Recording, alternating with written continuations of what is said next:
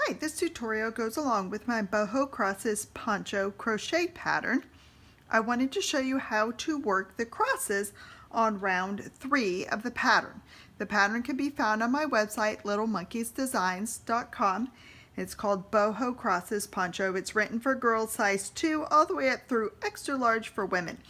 So let's work on round 3. We've got rounds 1 and 2 done, and round 3 says to chain 3, then to cross over and work in front of your chain 3 and DC in the last stitch of your previous row. So here is the last stitch of your previous row. So instead of working behind, we're going to work in front, and we're just going to work a double crochet in this stitch, come across, and it crossed the stitches. Then we're going to skip a stitch and we're going to double crochet in the next stitch. Then we are going to cross over and work in front of this stitch and double crochet in our skip stitch.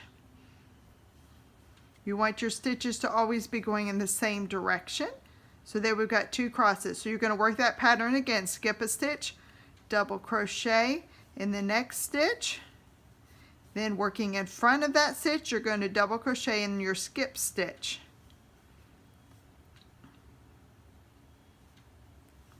And you're going to work that pattern all the way around until you get to your corners, and then work those according to the pattern. So I'm going to show you one more. Skip your next stitch, double crochet in the next stitch. Then working in front, we're going to double crochet in our skip stitch. So you can see we've got a row of X's made. So you're going to work that, work your pattern, work your corner stitch in your corners for each row. And you get back to the end with your last, after you make your last cross stitches, you are going to then just slip stitch into that 3rd chain of that beginning chain 3, which is this piece right here. So I hope that helps you learn how to work double crochet crosses for the boho crosses poncho.